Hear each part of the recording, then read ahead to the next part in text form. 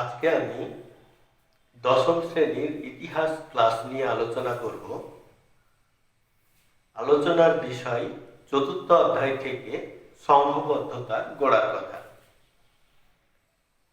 এই অধ্যায়ে 3টি টপিক আছে। প্রথম টপিক সিপাহী বিদ্রোহ। এই সিপাহী বিদ্রোহ নিয়ে আমি আলোচনা করব। তবে আলোচনার পূর্বে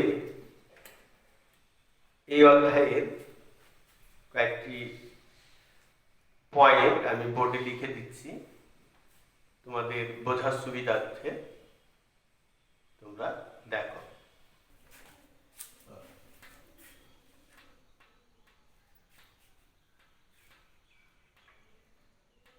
সিপাহী বিদ্রোহ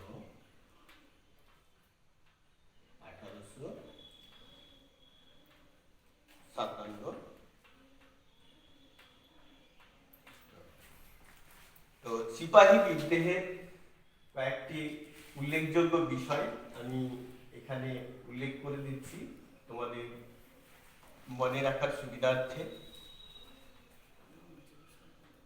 এই বিদ্রোহের প্রথম শহীদ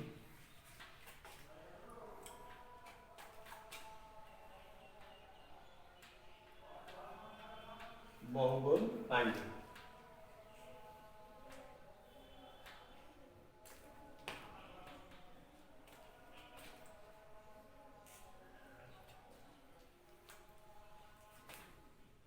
এই বিদ্রোহে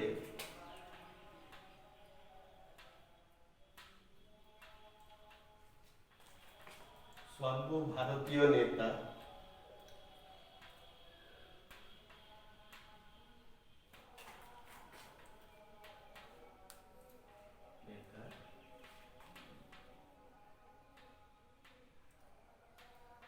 দ্বিতীয় বাহাদুর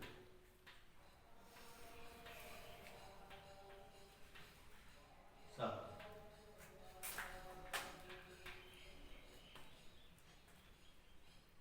মহারানীর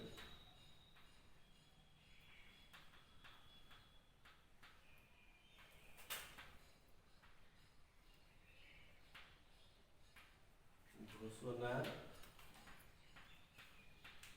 পত্র 1858 খ্রিস্টাব্দ। আমি এই বিষয়টি নিয়ে আলোচনা করব।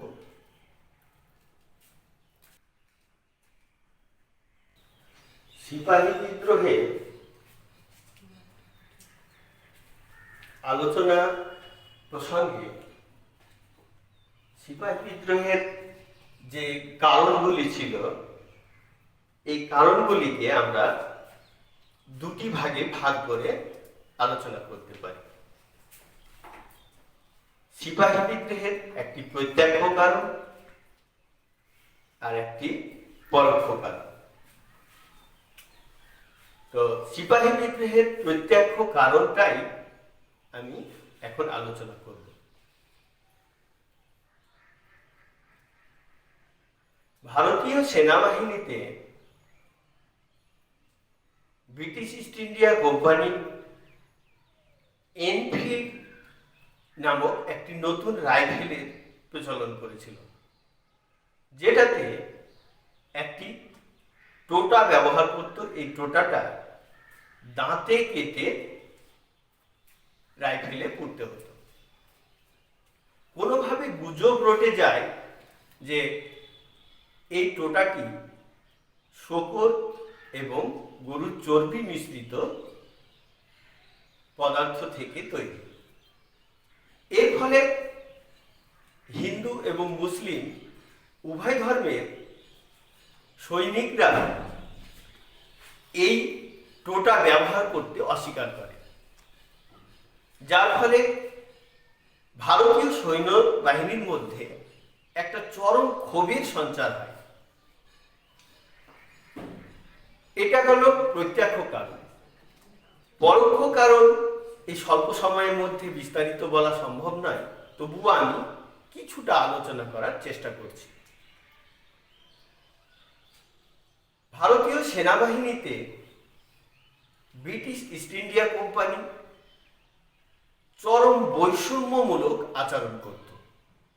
এই বৈষম্যগুলির মধ্যেই আমরা দেখতে পাই যে ভারতীয়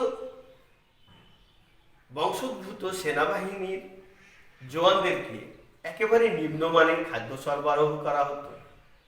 তাদেরকে বসবাসের যে জায়গা দেওয়া হতো সেখানে একেবারে নিম্নমানের প্রয়োজনীয় জিনিসপত্র দেওয়া হতো। বেতন কাঠামোর ক্ষেত্রেও চরম বৈষম্য ছিল। তাছাড়া তাদের ইচ্ছের বিরুদ্ধে বিভিন্ন জায়গায় পাঠানো হতো, এমনকি সমুদ্র পারেও তাদেরকে পাঠানো হতো, যার ফলে ভারতীয় সেনাবাহিনীর মধ্যে দীর্ঘদিন ধরে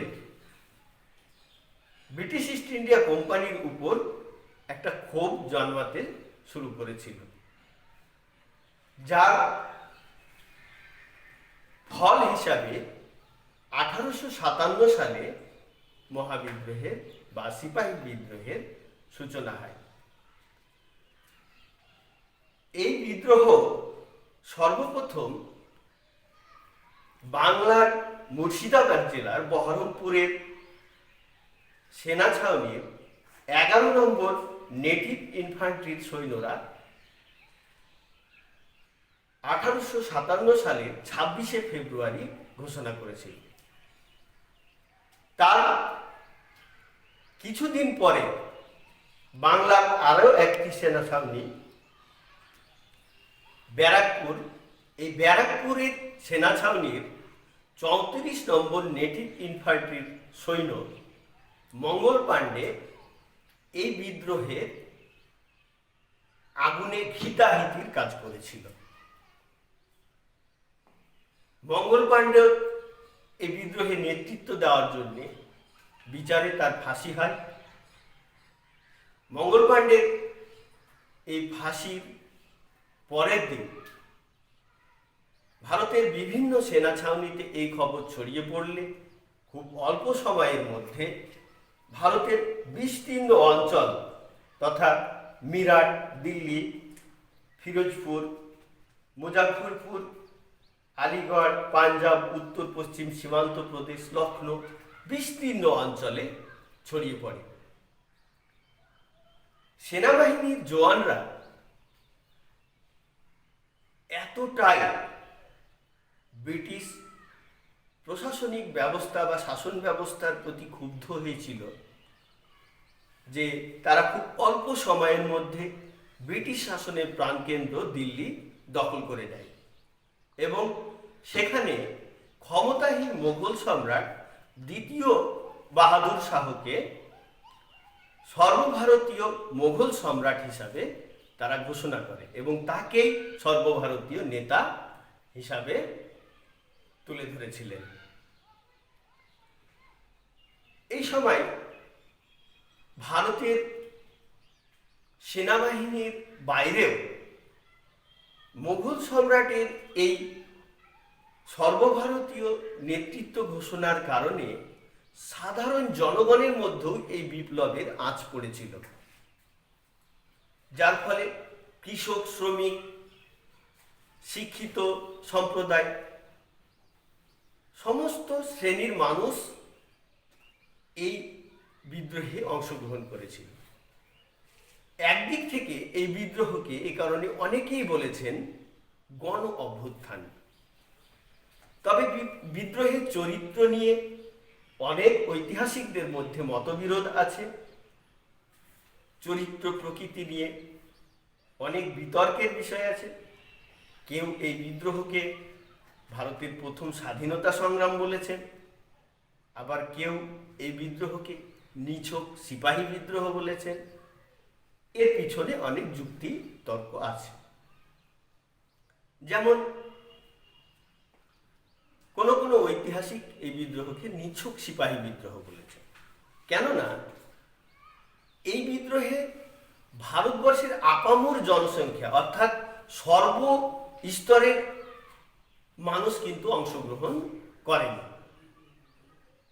একেবারে সেনা বাহিনীর মধ্যে থেকে এই বিদ্রোহটি সংগঠিত হয়েছিল, যার ফলে তার দৃষ্টিভঙ্গি থেকে এই বিদ্রোহ ছিল শুধুমাত্র সিপাহী বিদ্রোহ। আবার ভারতের জাতীয়তাবাদী ঐতিহাসিকরা এটাকে ভারতের মহাবিদ্রোহ বলে ঘোষণা করেছেন। আবার দামোদর সাভারকর এই বিদ্রোহকে ভারতের প্রথম স্বাধীনতা সংগ্রাম বলেছেন। যাই হোক, বিস্তারিত আলোচনা করার সময় এই স্বল্প পরিসরের ক্লাসের মধ্যে করা সম্ভব নয়, তাই আর বিস্তারিত ওই দিকে যাচ্ছি না, বিতর্কের দিকে। পরবর্তীতে আমি এই বিষয়গুলি নিয়ে আলোচনা করব। তবে মহাবিদ্রোহের আকার এতটাই ভয়ঙ্কর হয়েছিল যে তৎকালীন ব্রিটিশ ইস্ট ইন্ডিয়া কোম্পানি রীতিমতো ভয় পেয়ে গেছিল। ফলে সৈন্যবাহিনী নামিয়ে চরম দমন পীড়নের মধ্যে দিয়ে এই বিদ্রোহকে দমন করার চেষ্টা করেছিল। শেষ পর্যন্ত এই বিদ্রোহ দমন করতে পারলেও এর ফল কিন্তু ছিল সুদূর প্রসারী। কেননা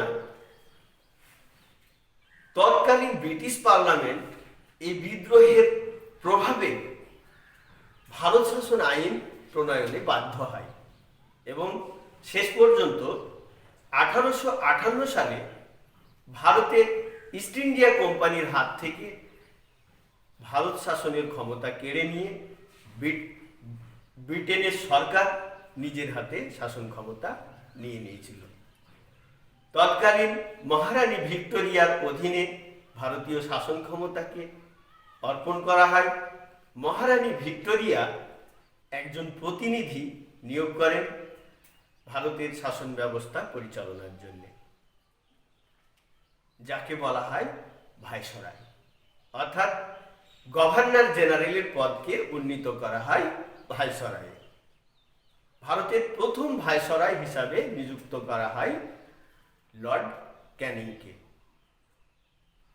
তো এই লর্ড ক্যানিং ভারতের প্রথম ভাইসরয় হিসাবে নিযুক্ত হওয়ার পর মহারানীর ঘোষণাপত্রে যে সমস্ত শর্তাবলী ঘোষণা করা হয়েছিল সেগুলির ন্যূনতম অংশও ভারতীয়দের জন্য বাস্তবায়িত করা হয়নি, যার ফলস্বরূপ ভারতীয় জনমানুষের মধ্যে সরকারের প্রতি ক্ষোভ আরো বেশি বেড়ে গেছিল। ফলে ভারতীয় জনগণ বিকল্প কিছু করার কথা ভাবছিল, যার ফলে ভারতের বিভিন্ন অংশে ওই সময় ছোট ছোট সভা সমিতি, রাজনৈতিক প্রতিষ্ঠান গড়ে উঠতে শুরু করেছিল। তো যাই হোক, আমি পরের ক্লাসে সভা সমিতির বিষয়টি নিয়ে আলোচনা করব। এই অল্প পরিসরের মধ্যে আমি সভা সমিতি বা এই অধ্যায়ের আরও দুটি টপিক আছে, লেখায় ও রেখায় ভারতীয় জাতীয়তাবাদের বিকাশ, এগুলি নিয়ে পরের ক্লাসে আমি আলোচনা করব।